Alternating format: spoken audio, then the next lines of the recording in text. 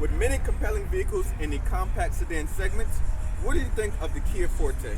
Hey guys, welcome to Chris Mack. In this review, I'm going to show you around this Forte GT Sport Edition, show you all various different features, take it on a drive, and give you guys my final verdict. But let's go ahead and get into this review. You know what? Let's do a remote start this time. Lock the doors, hold down the key fob. Every time. Let's go ahead and get into this drum roll review. Looking on the outside of the 2023 Kia Forte GT, this is your key fob right here. They have lock, unlock as well as a trunk release and a panic button with a remote start button over here on the side of the key fob. As equipped, this vehicle is $27,590. It is dressed in a steel gray exterior. Now this GT does get a couple of upgrades versus a standard Forte, so you have a little bit more of an aggressive exterior with more aggressive wheels as well as more bolstered and sport seats on the inside. This version does also have the GT2 package, which I will put all the information that it does include for $1,900. But looking at the front end design of this Forte GT, you do have full LED lighting. You can see your daytime running lights are the 3 little stripes up top and down below, and that also does double as your turn signal on the top portion with LED low and halogen high beams right there. You can see a little bit more of the red accents inside of the grille, signifying that this is the fully loaded GT pack. You also have LED fog lights and your sensor right there for the driver assist technology. And you have the newer Kia badge as well. Looking over here at these multi-spoke gray wheels wrapped in 225 whip tires. You can see a little bit of the red accents inside of the middle. You also have blacked out mirror caps.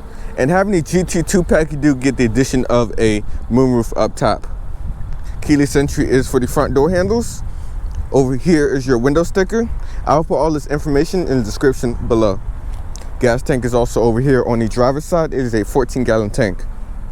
Coming around to the rear of the Forte, you have LED tail lights as well for your brake lights, and then halogen turn signals and reverse lights down below. This one does have a dual exhaust setup as well. You see a little bit of the red accents. Looking at the trunk, you'll find 15.3 cubic feet of space. You can fold down the seats in a 60-40 fashion with these 2 bars right there. There's some carpeted floor mats and a temporary spare tire as well.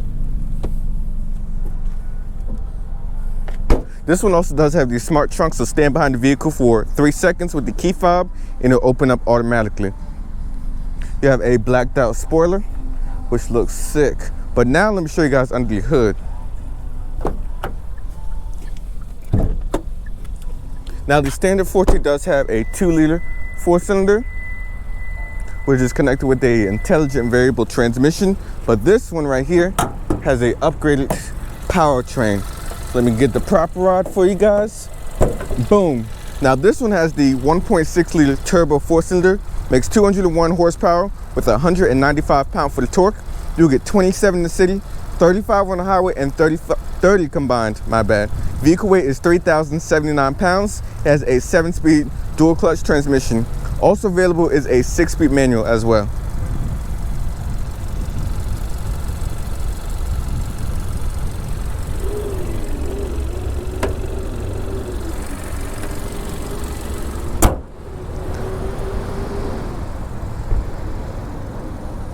You get a 3/4 view for you guys right there.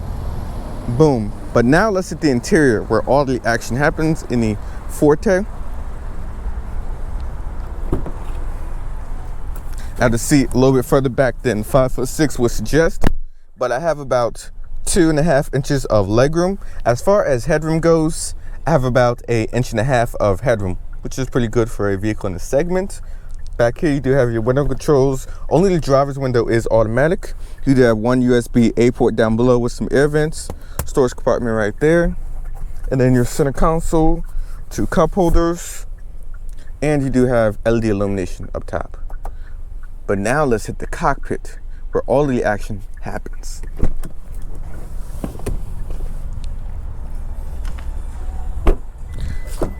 Now looking at the cockpit of the Forte GT, this one having the GT2 pack gets a seat upgrade, so you have a 10-way power seat with 2-way lumbar support. You have red stitching as well as heated and cooled front seats. Window controls and mirror controls are over here. You have your cluster illumination blind spot button, as well as your traction control with a manual tilt and telescoping steering column. You can also see GT inscriptor on the back of these seats. Looking in front of you, you have this 3-spoke steering wheel with all your various different functions. So this having paddle shifters, you have your light controls on this stock with the wiper controls over here. And you have your telematic functions over here on this side of the steering wheel for your voice command radio functions, as well as a preset favorite button. And over here on this side is how you can control and configure this 4.2-inch central cluster right there. So right now I have the speed using this page. You can toggle through the various different menus, heading, tire pressures, attention level, miles per gallon, and so on. Also, you can change and configure your driver assist right here for your lane keeping assist, as well as adaptive cruise, and so on. The steering wheel is flat bottom with GT inscripted right there. But looking over here at the infotainment, this is a 10.25-inch display. So I do want to start out with a navigation test. Now this does have a 8-speaker Harman Kardon sound system with its GT2 pack as well. So let's try out the upgraded sound system.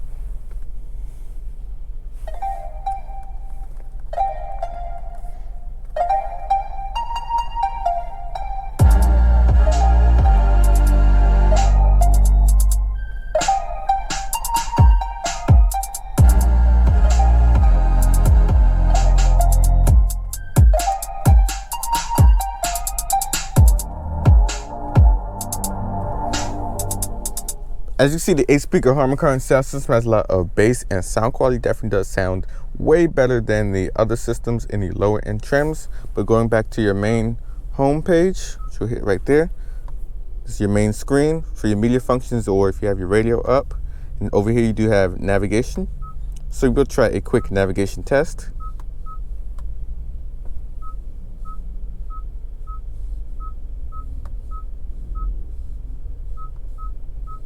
As you see, navigation is very quick and responsive and picks up a navigation prompt with no problem. Going back to your home page, Apple CarPlay, voice memos, some climate control functions. You have a valet mode.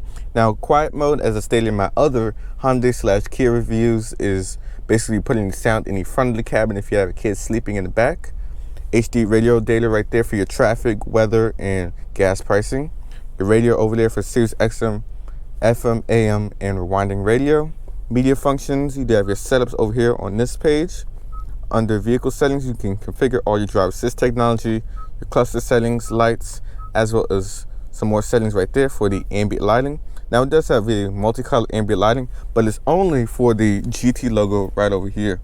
So that will actually illuminate at nighttime, and you can basically change between all these different colors right here, or set a custom color right there. Going back under setups, navigation functions, sound functions, different functions right there for connecting for the infotainment updates and so on. And you also have a configurable favorite button right there. There's some shortcut buttons right there if you need to find something a little bit quicker. You can also turn off the screen right there with that button. Push button start is a little bit further down below with a dual zone climate control. Looking even further down, you do have a wireless charging pad. So let's try that out. Throw on my iPhone. You can see right there it's charging up, no problem at all. Now looking further down, you do have your charging ports down here. So this is your 12 volt as well as your USB-A port. That is for connectivity into the infotainment as well as charging. And then this one over here is just for charging another USB-A port. Looking down here, you do have your 3-stage heated and cooled front seats, which does come with the GT2 pack. Your drive modes are right there, so let me cycle through so I can show you guys. Normal is the default. Sport mode for more aggressive, and smart for adaptive. And you do have a shortcut camera button right there. So also pull up your backup camera. But speaking of backup camera, you do have trajectory lines as well as parking sensors in the rear with this GT2 pack as well. You can also put it in reverse right there. You have neutral, and you can push over for a sport transmission mode. So you see it's in smart. Now it's in sport by default. You have an electronic parking brake with an auto hold function and 2 cup holders, which are a pretty good size. And your center console right there is also pretty good size as well. Kia Connect functions right there with the auto dimming rearview mirror. And up top, you do have a moonroof which slides and tilts all the way open, letting a lot of light inside of the cabin. Some more LED illumination up top as well. But now let's go and take the Forte GT for a drive and see how she does. We are behind the wheel of the 2023 Kia Forte GT. Now the standard mode is normal, but I am actually starting out in smart mode, which I stated before, the Walkaround is adaptive, so it switches based on throttle inputs. But speaking of visibility out the front, rear, and back or sides, visibility is very good. Over the hood, you have a very good view out the back as well as the side mirrors. Now first setting off in its normal or smart mode, you do notice the 7-speed dual clutch transmission at slower speeds is a little bit more on the jerky side. Also with seat comfort as well, so this does have the GT2 upgrade pack, so I do have perforated heated and cooled seats, which I have to say definitely is a plus.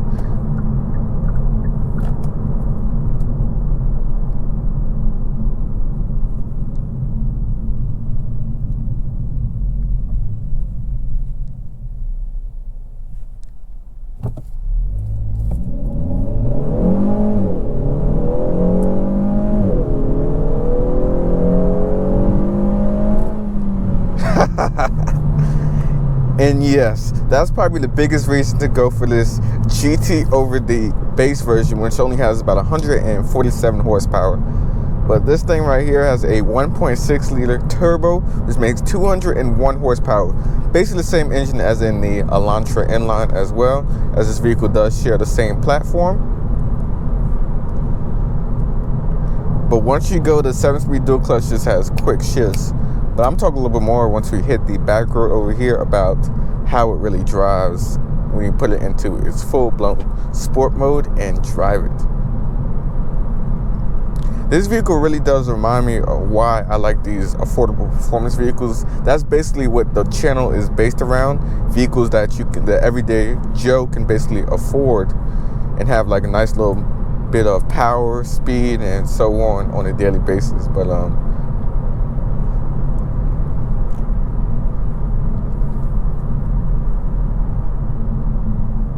But on the interior, you can really see that the cabin is definitely showing the age of the vehicle.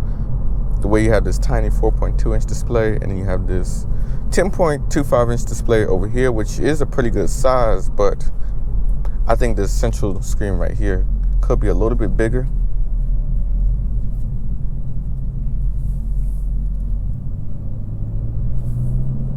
I swear to God, it's always a Subaru. It's always a Subaru that's just like driving. But yeah, I'm a student driver, so we'll just see what they're up to. But I do want to throw into sport mode, and I'll put the transmission into sport as well. Let's have a little fun.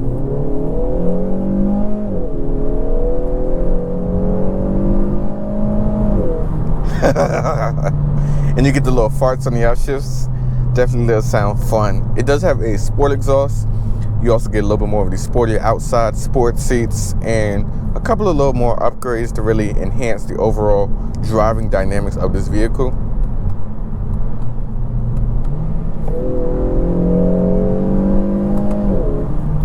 And you do have paddles behind the wheel, which do respond pretty good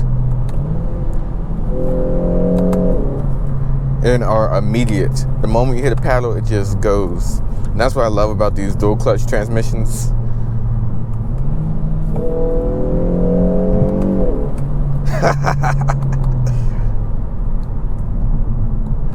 This little 1.6 is just ready to go.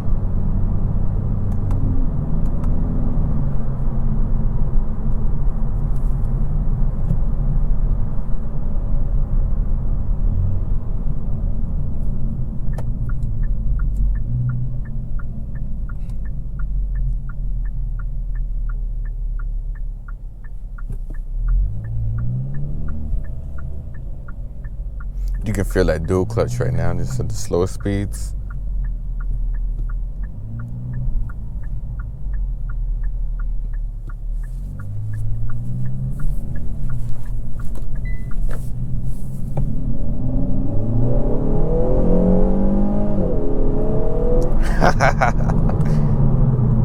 And once that turbo comes on the boost, this thing just it moves.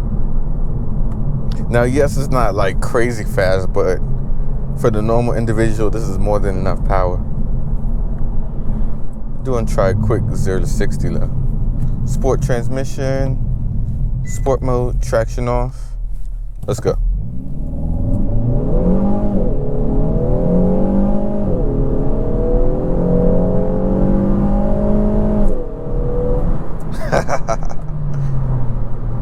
Vehicle weighs about 3,000 pounds. So it's really a nice little fun little package. Come on, give me a second. Give me a second gear.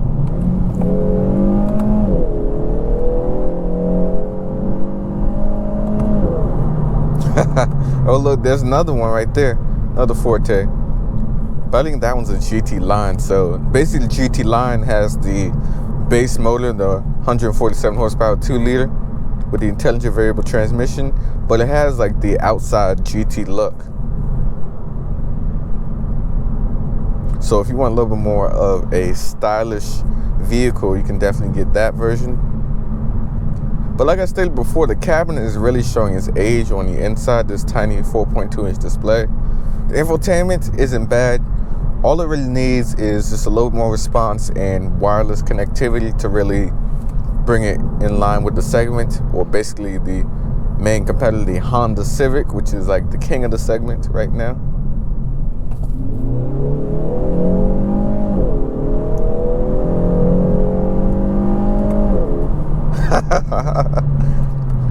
Nice little fun, punchy vehicle.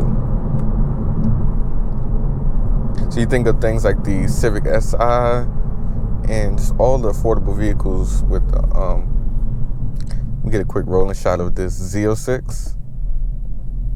Oh, that is sweet, man.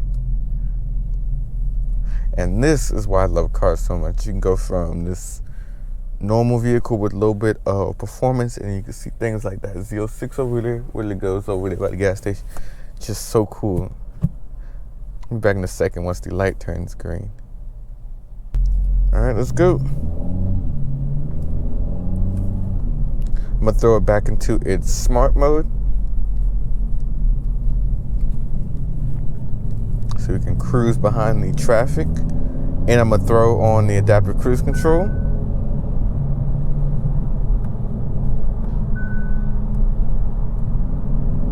Probably gotta be a little bit faster. Hold on.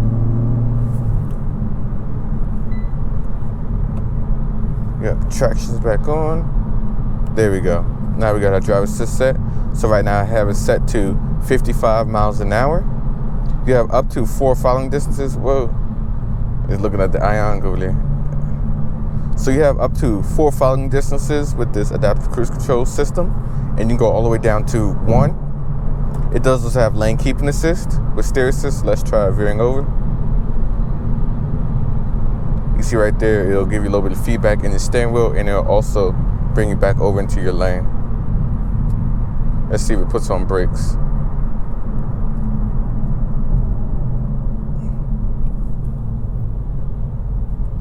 There we go. So now you can see it working in action.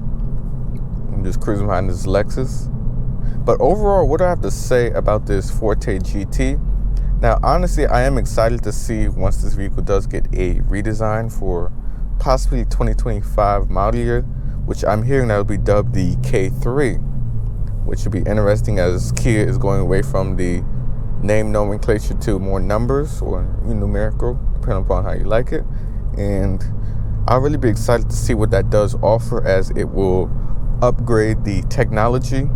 Performance is pretty good, but the technology aspect is really where the segment is packed with a lot of different options. And it's funny though, even the Elantra has more technology. I mean, obviously the Elantra just got a redesign for the 21 model year, which, wow, was 2 years ago. But this definitely does need a redesign. But other than that, if you just want a functional, normal kind of hint of sport in your every daily driving vehicle, this is definitely a looker. The way it looks, the way you got the red accents, all the bargains and stuff. Oh look, there's a Mustang. And you basically just have the value proposition if you're looking for a vehicle like this. But that's all I really had to say about this Forte GT.